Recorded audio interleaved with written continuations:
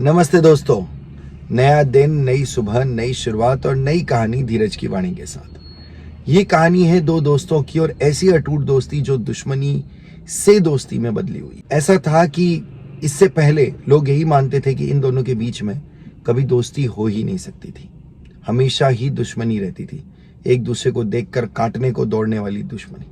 और वही दुश्मनी कैसे दोस्ती में बदली, देखते हैं। ये कहानी है एक हाथी और एक कुत्ते की। हाथी और कुत्ते के लिए माना जाता था ये एक दूसरे के बड़े ही दुश्मन होते हैं।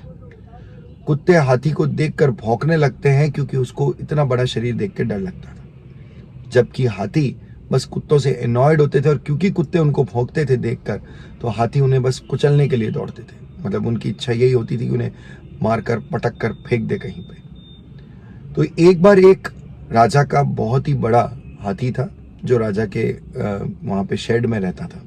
उसे बहुत ही केयर की जाती थी, बहुत ही अच्छा अच्छा खाने को दिया जाता था और बहुत ही सुंदर हाथी था।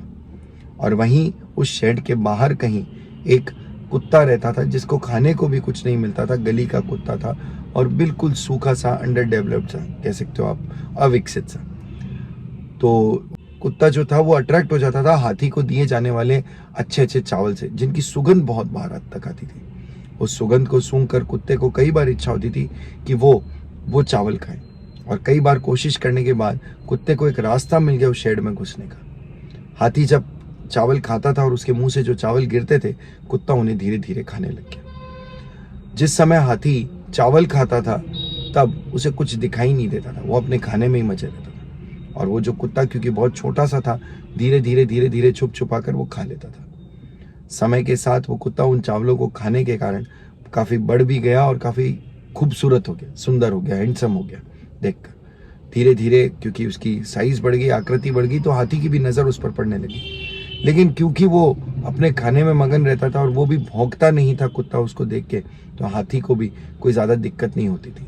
और कुत्ता भी धीरे धीरे हाथी को देखकर यूज्ड टू हो गया था, क्योंकि हाथी का नेचर बहुत अच्छा था और बहुत बढ़िया था। तो वो कुत्ते को देखकर किसी तरह से रिएक्ट नहीं करता था और धीरे धीरे दोनों एक दूसरे को देखकर दोस्ती करने लग गए। धीरे धीरे उनमें दोस्ती हो गई और दोस्ती भी इतनी बढ़िया हो गई कि दोनों साथ साथ खेते, खाते, नहाते, सब कुछ साथ कर रहे थे। कई बार जब हाथी को नहलाया जाता था, कुत्ते को भगाने की कोशिश की जाती थी, तो भी वो वहां पर रुक जाता था, छुप कर देखता, नहाता, वो सब कुछ करता। फिर एक दिन कोई आदमी बाहर से निकल रहा था और उन्होंने उस कुत्ते को देखा और बड़ा ही खूबसूरत और अच्छा कुत्ता दिखा। तो उसने उस कुत्ते को, उस हाथी को नहलाने धुलाने वाले जो केयर टेकर था, उससे उस कुत्ते को खरीद लिया।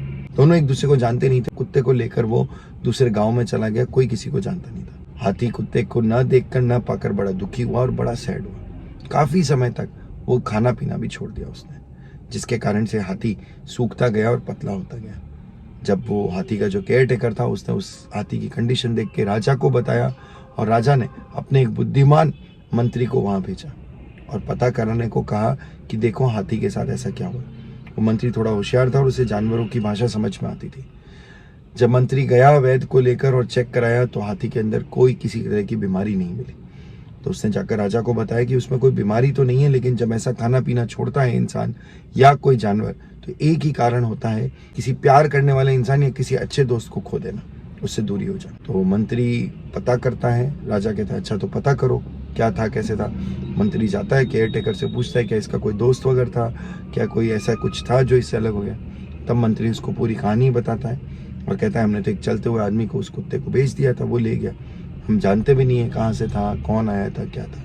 राजा को जाकर मंत्री बताता है और फिर राजा बोलते तो अब कैसे किया जाए, उस कुत्ते को लाया जाए हाथों हाथ, ऐसे तो ढूंढने से कुत्ता मिलेगा नहीं।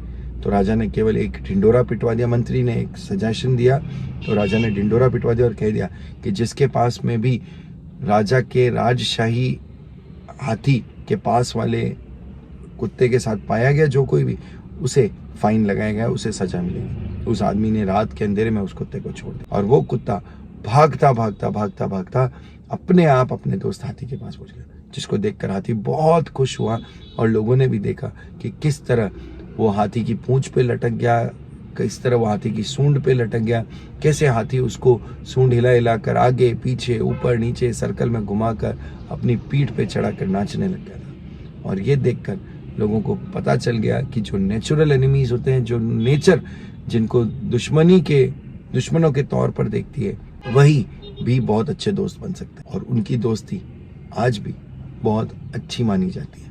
हाथी और कुत्ते की दोस्ती वैसे मुश्किल से होती है, पर जब होती है तो बहुत अच्छी होती है। तो आप लोग भी अपने आसपास जिनसे सोचते हो कि दुश्मनी ही रह सकती है, दोस्ती नहीं हो सकती, उनमें भी दोस्त ढूंढने की कोशिश कीजिए, क्योंकि एक दूसरे के साथ समय बिताने पर आपको दोनों की कुछ न कुछ बातें ज़रूर अच्छी। ऐसा नहीं है कि हर इंसान खराब ही होता है और खराब ही पैदा होता है। हो सकता है उसका व्यवहार किन्हीं लोगों के लिए खराब हो और उसके पीछे भी कोई ना कोई कारण हो। अगर आपके और उनके बीच में कोई कारण ऐसा नहीं है तो क्यों किसी से दुश्मनी पालना। दोस्त बन के रहो, और दोस्त नहीं बन सकते हो तो न्यूट्रल बन के रहो। दोस्ती और दुश्मनी के अलावा भी बहुत कुछ होता है। ऐसा नहीं कि वो मेरा दोस्त नहीं है तो दुश्मन है। न्यूट्रल बन के भी रह सकते हो। और दोस्ती बहुत ही खूबसूरत चीज़ है, निभा कर तो देखिए, मज़ा आएगा। नमस्ते। ये थी आज की धीरज की वाणी। कैसी लगी ज़रूर बताएं।